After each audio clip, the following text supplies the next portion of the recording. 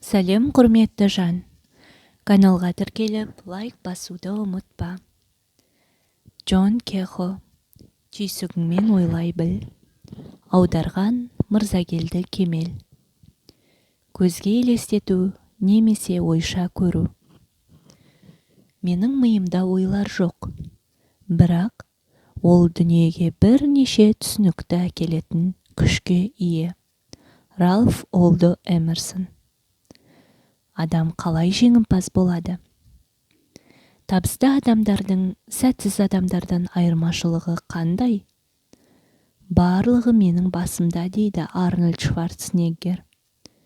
Ол мультимиллионер, жылжымайтын мүлік нарығындағы табыскер магнат, кино жұлдыз, культуризммен айналысушы, әлем мистері атағын 5 рет иеленуші. Осының бәріне Арнольд Шварценеггер қол жеткізді. Бірақ әрдайым осылай болған жоқ. Қолында ештеңе болмаған сәттер де Арнольдтың жанында. Арнольд мына ойға сенімді. Ми оның барлық жоспарларын жүзеге асыратын кілт. Кішкентай бала кезімде мен ойша өзімнің қандай адам болғым келетінімді елестететінмін. Мен өз ойларымда ешқашан күмәнданған емеспін. Шын мәнінде ми бірегей болып келеді.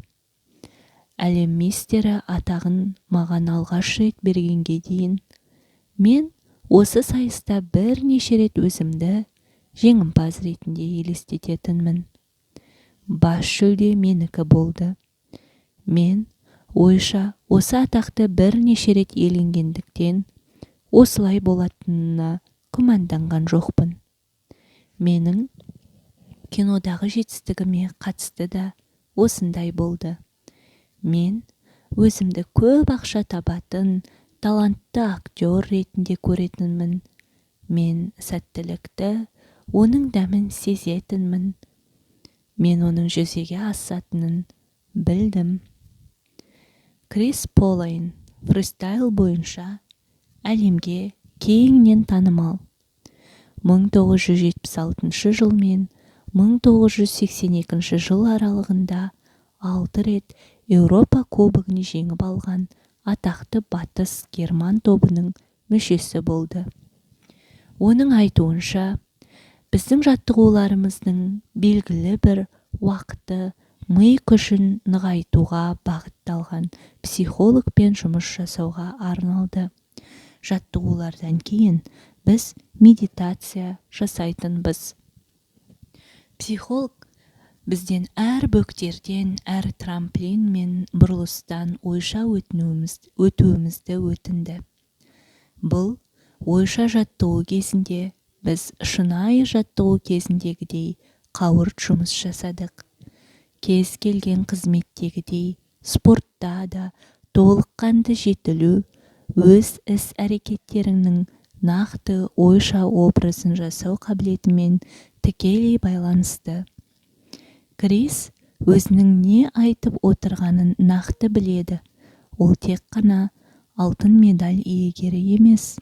Сонымен қатар бизнес және спорт бойынша қарқынды дамып келе жатқан консалтинг компаниясының басшысы. Компанияның мақсаты осындай әдістемені пайдалана отырып, қалай жеңіске жету керек екенін адамдарға түсіндіру. Өмірде ешқашан қайғырмайтын, қалжыңды түсіне білетін Брайан Эдвард өмірді сақтандырумен айналысады. Мен онымен дәріс оқу айналымы кезінде танысқан едім. Содан бері біз жақсы достар деңгейіне жеттік. Ол күнде ұйықтар алдында ертеңгі күні жасауға тиіс кездесулерді ойша елестетеді. Брайан әр клиентпен пікір алмасуды ойша суреттейді. Ол күннің сәтті өткенін елестетіп, оның нәтижесінде көптеген сақтандыру келісім шарттарын жасағанын ойша бейнелейді. Брайан ұйықтар алдында және таңертең оянғанда 10 минут уақытын осылай ойша елестетуге арнайды. Жалпы, бір күнде 20 минут уақытын бөледі. Брайан Эдвардс көптеген сақтандыру агенттері жарты жылда жасайтын сақтандыру полистерін бір күн ішінде жасап, тұрақты түрде өз мамандығының ең озық 1% өкілдерінің қатарына кіреді. Аталған 3 адам түрлі мақсатқа ие және өмірлік болашақтары да әр алуан, бірақ үшеуі де шынайы өмірді жасауға көмектесетін және оған белсенді түрде әсер ететін көзге елестету немесе ойша көру әдісін қолданады. Көзге елестету бұл ойша көру. Әлі басынан өтпеген жағдайда өзіңді көру. Адам өз ұмтылғанға және өзіне қажеттіні иеленуші немесе өзіне керекті жасаушы ретінде елестетеді. Мысалы, сіз өзіңізге сенімділікті дамытқыңыз келеді. Сіз қиялыңызда өзіңізді өзіне сенімді адам ретінде елестетесіз. Ойыңызда батыл қадамдар жасап, түрлі адамдармен емін-еркін араласасыз. Сіз өзіңізге қиындық тудыратын жағдайды елестетіңіз. Бірақ бұл жағдайда өзіңізді емін-еркін, жеңіл әрі сәттілікке қол жеткізген адам ретінде суреттеңіз. Достарыңыз бен әріптестеріңіздің сізді қалай құттықтап, жылы ілтипат білдіріп жатқанын елестетуге де болады.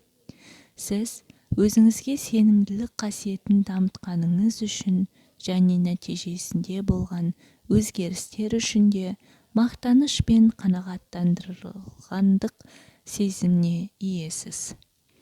Ненің болуы мүмкін және сіз қандай жағдайға тап болатыныңызды елестетіп, осы жағдай шынайы өмірде болып жатқандай суреттей аласыз.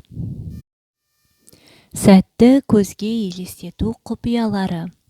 Бірінші, сіз неге қол жеткіңіз келетінін шешіңіз. Емтихан тапсыру, жұмыста жоғарылау, біреумен танысу, көп ақша табу, сквошта ұту. Екінші, өзіңізді еркін ұстаңыз. Бірнеше минутқа барлық істі жинап қойып, денеңіз бен жан дүниеңіз демалсын. Үшінші, 5-10 минут аралығында өзіңіз қалайтын өмірді ойша елестетіңіз. Сіз кем дегенде ненің болу мүмкіндігінің ойлағанша сіз не жасап жатқаныңызды немесе нені иеленіп жатқаныңызды ойша елестетіңіз. Өз ойларыңызда осының бәрі шынайы өмірде болып жатқандай өмір сүріңіз. Қысқа ғана ішкі видеофильм жасаңыз. Өмірде өзіңіздің жасағыңыз келген істі жасап жатқаныңызды елестетіңіз. Бір жағынан сіз осы жағдайдың әлі шындыққа жанаспайтынын түсінесіз. Әлі шынайы өмірге айналмағанын білесіз. Бірақ біз өзіміз жиі ойлайтын, суреттейтін картиналар біздің мақсатымыздың плацдармына айналады.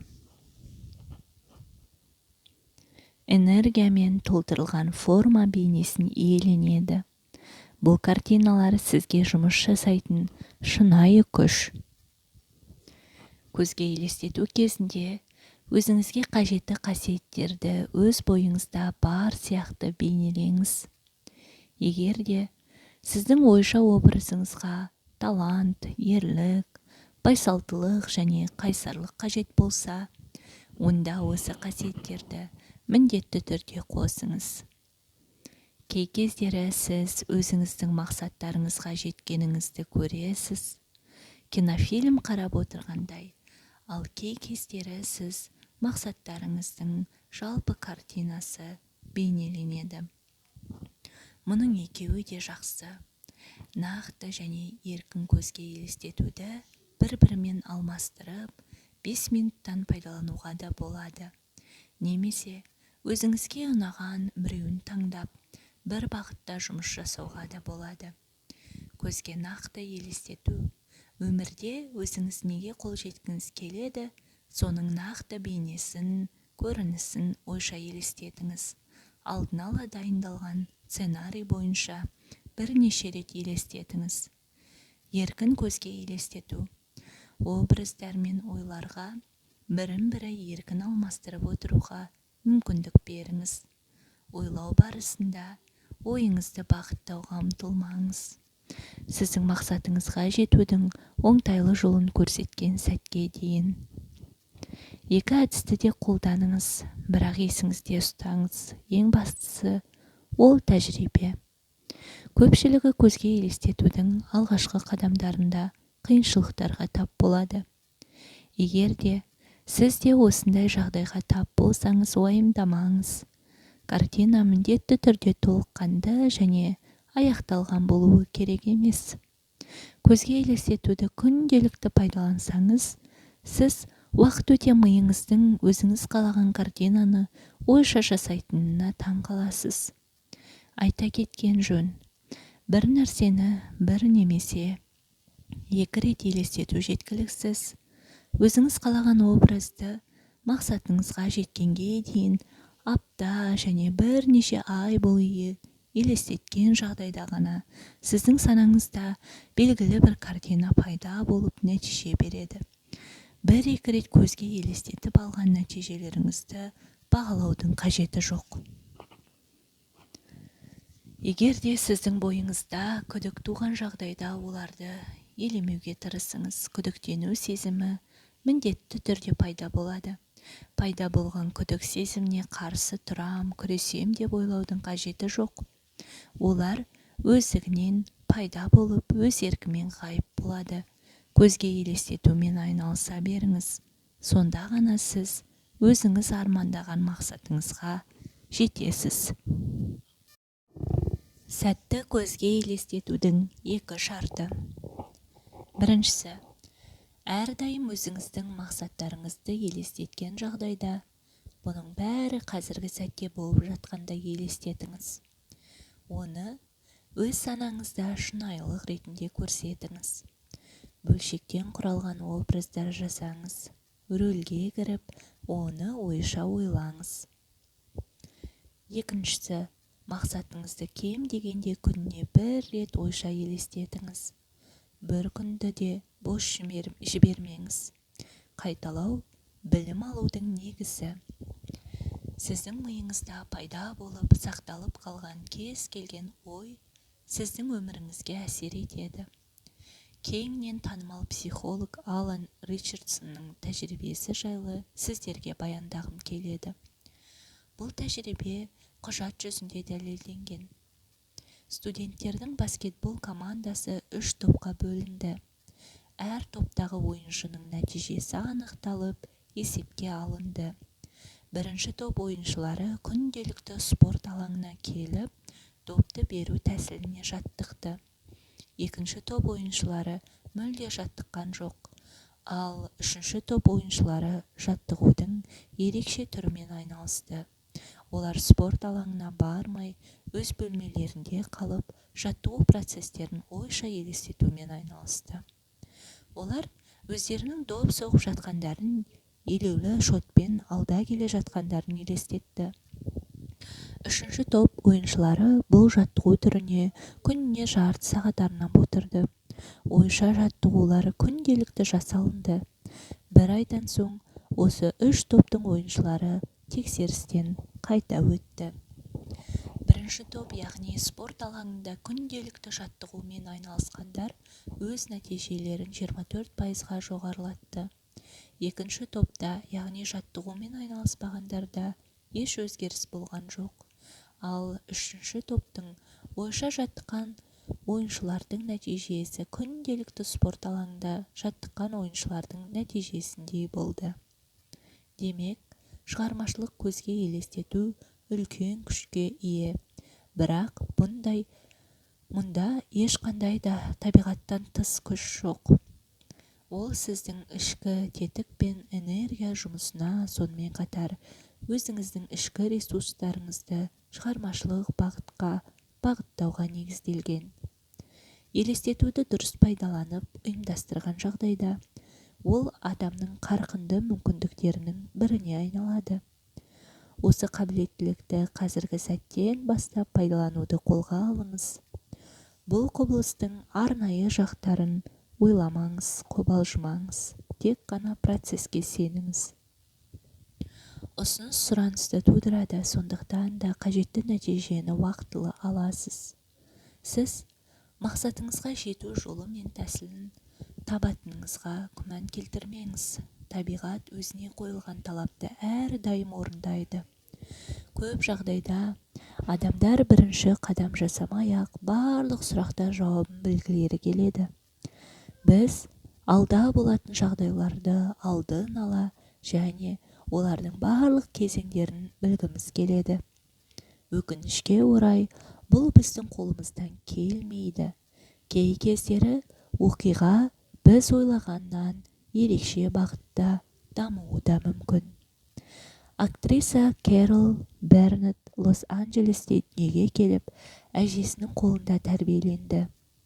Олар жәрдемақыға өмір сүріп, кедей болғандары соншалық оның әжесі қоғамдық дәретханалардан дәретхана қағазын жинап жүретін.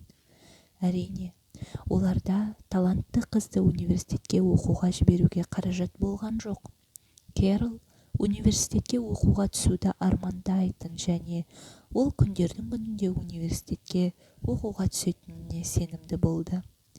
Менің санамда мен университетке түсе алмаймын деген ой болған жоқ. Мен әрдайым өзімнің дәрістерге қалай барып жүргенімді, студенттер шағын қаласында өмір сүріп жатқанымды, өзіме қызықты пәндерді оқып жатқанымды қиялдайтынмын. Мен бұл жайында күнде ойлайтынмын.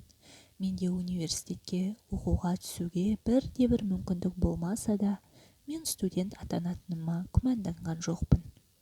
Ол ақшаны қайдан алды? Мектепті аяқтап жатқан кездегі күндердің бірінде мен поштаға бардым. Пошта жәшігін ашқан соң, маған арналған конвертті көрдім. Конвертте пошта маркасы болғанымен де, пошта мөртаңбасы болған жоқ. Демек, бұл хатты пошта арқылы жіберген жоқ. Пошта жәшігіне сала салған. Конверт ішінде менің университетте 1 жылдық оқуыма арналған нақты сомма болды. Конверт ішінде ақшадан басқа ешбір хат болған жоқ. Тек қана ақша. Мен осы күнге дейін кім бұл ақшаны жібергенін білмеймін. Өз ойларыңызды ашу арқылы сіз жаңа мүмкіндіктерді ашасыз. Әрине, егер сіз көзге елестетумен айналыссаңыз, Кэрол Бернеттпен болған жағдай сияқты, жолыңызда сізге өзіңіз қалаған сома мен конверт ұсынған бейтаныс адамды міндетті түрде жолықтырасыз деп айтқым келмейді. Бірақ сіз өз мақсатыңызды жүзеге асыра алатыныңызға уәде беремін. Бұған сенімді болыңыз. Сіздің ойларыңыз сіз ойлағаныңыздан да күштірек.